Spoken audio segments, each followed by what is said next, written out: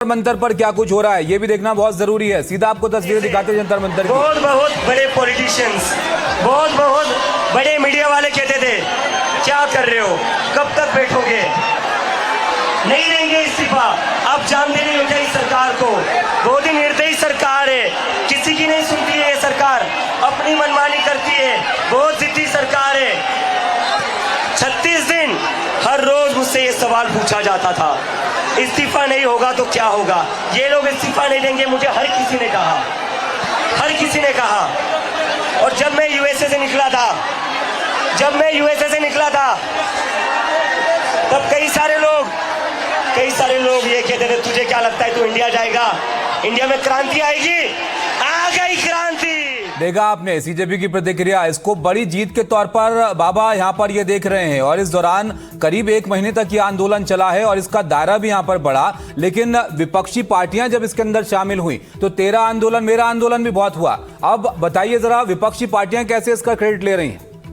तो अब तो फिर वही होगा ना, तेरी जीत मेरी जीत भी आपको देखने को मिलेगी। विपक्ष कहेगा हमने सरकार पे दबाव बनाया, संसद के अंदर हमने संसद नहीं चलने दिया, हम हार गए थे अपने मांग पे कि पहले इस्तीफा होना चाहिए, तब जाके इस्तीफा हुआ। जो प्रदर्शनकारी है वो उन्होंने आपने देखा वो क्लेम कर रहे हैं कि हमने दबाव बनाया, इसके वजह से इस्तीफा हुआ। लेकिन मूल बात यह है कि सरकार में जैसे अंग्रेजी में कहते हैं गुड सेंस प्रिवेल, तो वो एक तरह से सद्भाव वो अब सन्मार्ग आया उनको, और उन्होंने इस सेंसिटिविटी को समझते हुए धर्मेंद्र प्रधान का इस्तीफा प्रधानमंत्री ने दिया है। ये प्रधानमंत्री का विशेषाधिकार है। तो प्रधानमंत्री ने कब वीडियो जारी किया था उसके बाद से एक रीच आउट करने की कोशिश जो है वहां से हुई थी और उसके बाद चीजें जो है बातचीत की का और दौर शुरू हुआ और आज भी एक बातचीत होनी थी। तो इन सब के बीच ये इस्तीफा इसलिए लिया गया कि कल जिस ढंग से कैबिनेट ने करे कानून पास किए वो बिल आना है संसद में, संसद भी नहीं चल पा रही थी।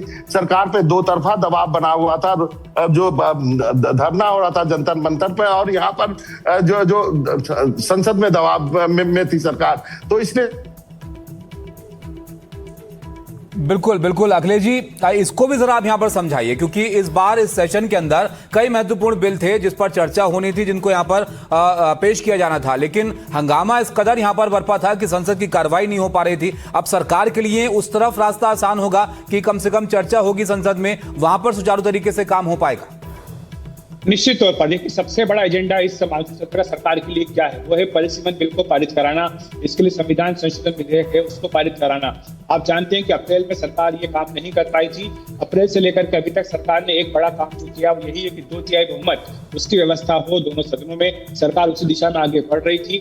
लेकिन ये जो पूरा मामला आया नीट पेपर लीक का, इस कारण कई विपक्षी पार्टियों को अपना स्टैंड जो है वो स्पष्ट करने में दिक्कत आ रही थी। वो चाहे डीएमके हो चाहे एनसीपी शरद पवार हो, इन दोनों ही पार्टियों को जिनके समर्थन पर सरकार को उम्मीद है कि 2/3 बहुमत मिल जाएगा, वो अपना समर्थन स्पष्ट नहीं कर पा रही थी क्योंकि छात्रों के मुद्दे पर उन्हें भी अपना समर्थन छात्रों को देना पड़ रहा था। आपने देखा तस्वीर में सुप्रिया सुले हूँ चाहे शरद पवार हूँ, ये दोनों ही जंतर मंतर भी गए, राहुल गांधी के धरने पर भी गए और वहां पर उन्होंने अपना समर्थन व्यक्त किया था। इसी तरह डीएमके ने तो ये कह दिया था कि जो नीट परीक्षा है वही रद्द होनी चाहिए, नीट का मतलब नहीं है, राज्यों को यह अधिकार दे देना चाहिए कि वो अपनी परीक्षाएं खुद करें। तो यानी सरकार को बाकी विपक्षी पार्टियों का समर्थन मिलने में इससे परेशानी आ रही थी। और जैसे मैंने कहा कि सरकार का सबसे बड़ा एजेंडा इस सत्र का यही है कि परिसीमन बिल पारित करा लिया जाए। लेकिन सरकार को ये आशंका थी कि अगर ये इस्तीफा नहीं होता है, अगर इसी मांग के ऊपर विपक्ष अडिग रहता है, आंदोलनकारी अडिग रहते हैं, तो फिर संसद में काम नहीं हो पाएगा।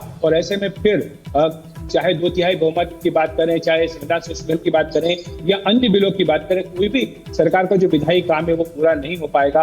और इसीलिए अब ये फैसला किया गया। ये अच्छा अखिलेश जी, अब आगे क्या है यहाँ पर इस मामले के अंदर? अब कोई बैठक यहाँ पर होनी है? प्रधानमंत्री कोई बैठक करेंगे इनके इस्तीफे की पेशकश के बाद या धर्मेंद्र प्रधान उनसे मिलने जाएंगे? क्या खबर है इसको लेकर?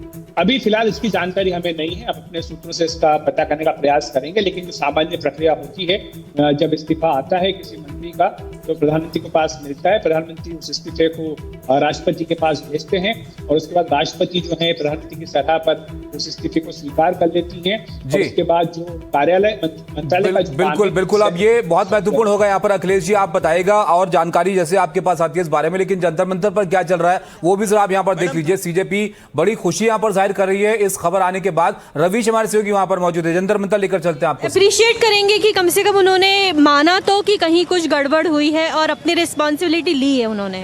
अच्छा, इस्तीफा दे दिया, क्या कहेंगे? इस्तीफा दे दिया धर्मेंद्र प्रधान ने। अरे बिल्कुल, ये देश और छात्रों के लिए बहुत बड़ी बात है कि वो भविष्य में अब ऐसी कोई गलती होगा तो लोग डरेंगे। आगे कोई भी मंत्री अगर ऐसा करता है तो उन्हें डर लगेगा कि हाँ, छात्र एकजुट हो सकते हैं और छात्रों के फ्यूचर के साथ कोई खिलवाड़ नहीं होगा, कोई ऐसा नहीं होगा। हम यही चाहते हैं, खुशी की बात है धर्मेंद्र प्रधान ने अगर इस्तीफा दे दिया तो छात्र का बहुत अच्छे से संगठन बनेगा और छात्र एकजुट होकर भविष्य के लिए बहुत प्रेरणादायक होगा इसके लिए। निश्चित तौर पर।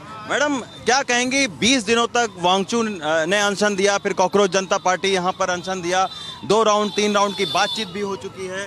चलो, उनका जो अनशन है वो रंग लाया है। हम खुश है कि चलो किसी ने तो अकाउंटेबिलिटी ले लिया है। इतना प्रोटेस्ट होने के बाद, इतने लाठी खाने के बाद बच्चों ने इतने लाठियाँ खाई है।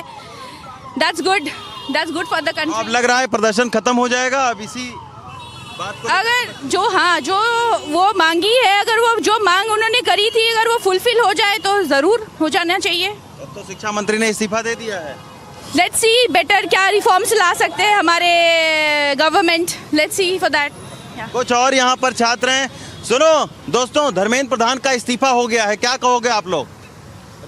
इससे बेटर कोई चीज हो ही नहीं सकती, देश के लिए भला हो गया। प्रोटेस्ट का फाइनल डिमांड यही था जो सरकार ने अब तक गिवन नहीं किया था, फाइनली हो गया है। तो मेरे हिसाब से सोनम वांगचुक ने अपना एंड कर दिया है, उनके एंड से दीपके का भी फाइनल डिमांड मीट हो चुका है। अगर ये रिफॉर्म्स जो गवर्नमेंट ने प्रॉमिस किया है, कल एनटीए के एम्प्लॉयज़ को फायर किया गया था, आज जो रिंग लीडर मतलब धर्मेंद्र प्रधान चले गए हैं, अभी हमें तो पता भी नहीं था, इंटरनेट आ रहा नहीं है यहाँ पे, तो आपके हिसाब आपसे ही पता चला है ये तुरंत खबर आई है कि तो अब ये खत्म हो जाएगा धरना। अब आप लोग अपने घर जाके पढ़ाई लिखाई करेंगे। पढ़ाई लिखाई तो कभी बंद हुई नहीं थी, उसके कोई फल भी तो होने चाहिए, तभी तो यहाँ पर है हम। बस और कोई प्रॉब्लम ही नहीं है, बस जैसे ही धर्मेंद्र प्रधान रिजाइन किया सब प्रोटेस्ट खत्म, और कोई रीजन नहीं है। क्या कहेंगे? मेरा भी यही कहना है कि धर्मेंद्र प्रधान की वजह से ही पूरा प्रोटेस्ट हो रहा था। अगर प्राइमरी डिमांड मीट हो चुकी है तो हमारा कोई पॉइंट नहीं है यहाँ पे। हम आए ही इसलिए थे कि ये हो जाए, और अगर ये हो चुका है तो सरकार ने अकाउंटेबिलिटी ले लिया। आई थिंक सक्सेसफुल है। तो निश्चित तौर पर आप देख सकते हैं कि युवाओं की पहली प्रतिक्रिया एनडीटीवी पर मिली है कि धर्मेंद्र प्रधान के इस्तीफे के बाद में सारे लोग ये कह रहे हैं कि एक बहुत बड़ा कदम जो है ये है, और अब प्रोटेस्ट करने का कोई कारण नहीं बचता है। अरुण सिंह नेगी के साथ रवि संजन शुक्ला, एनडीटीवी इंडिया। आओ जल्दी से। तो देखा आपने यहाँ पर जो लोग, जो स्टूडेंट वहां पर मौजूद थे, वो खुशी जाहिर कर रहे हैं इस बात को लेकर कि धर्मेंद्र प्रधान ने इस्तीफा यहाँ पर दिया है, क्योंकि तकरीबन 1 महीने से ये आंदोलन, ये प्रदर्शन यहाँ पर चल रहा था। और इस्तीफे में जो धर्मेंद्र प्रधान ने अपनी बातें लिखी हैं वो भी हम आपको यहाँ पर लगातार दिखा रहे हैं। वो इस बात का जिक्र कर रहे हैं कि वो भी इस बात से खुश नहीं थे कि इस तरह से बच्चे जो है वो नाराज हैं और उनके भविष्य की जो पढ़ाई है उस पर असर ना पड़े, इसलिए वो यहाँ पर ये फैसला ले रहे हैं। लेकिन अखिलेश जी, अकाउंटेबिलिटी ये शब्द बहुत यहां पर इस पूरे प्रदर्शन में जो है सामने आया था। अब जो स्टूडेंट्स थे उनको भी आपने यहां पर सुना, क्या ये सरकार के सामने एक बड़ा सवाल यहां पर खड़ा नहीं हो जाएगा कि इस तरह से अगर सवाल खड़े हों तो उसमें सरकार को पीछे हटना पड़ा है? सरकार के लिए भी प्रश्न खड़ा हो जाएगा, विपक्ष के लिए भी प्रश्न खड़ा हो जाएगा कि क्या अब सड़कों के ऊपर ही आंदोलन के बाद सरकार की दशा और दिशा तय होगी? अगर यही होना है तो फिर संसद में क्या होगा? ये भी तो एक बड़ा प्रश्न है जो एक खड़ा हो जाएगा इस पूरे मुद्दे के बाद। दूसरी बात ये कि क्या अब आगे ये नजीर बन जाएगी, एक मिसाल बन जाएगी कि अगर किसी मंत्रालय में कुछ भी गड़बड़ी होती है तो क्या उसके मंत्री को इस्तीफा देना होगा, और क्या ये बात केवल मंत्री के इस्तीफे तक ही रुकेगी, क्या इसके और आगे ऊपर तक नहीं जाएगी? ये भी एक बड़ा प्रश्न है जो आगे इस पर चर्चा होती रहेगी। और ये भी कह सकते हैं कि जिसको बोलते हैं कि मुंह में खून लगना, कि क्या अब मुंह में खून लग जाएगा, विपक्ष को लगेगा कि अब हम जब भी चाहें दबाव डाल करके कोई इस्तीफा ले सकते हैं। आपको बताएं, कल दोपहर तक ही जो सूत्रें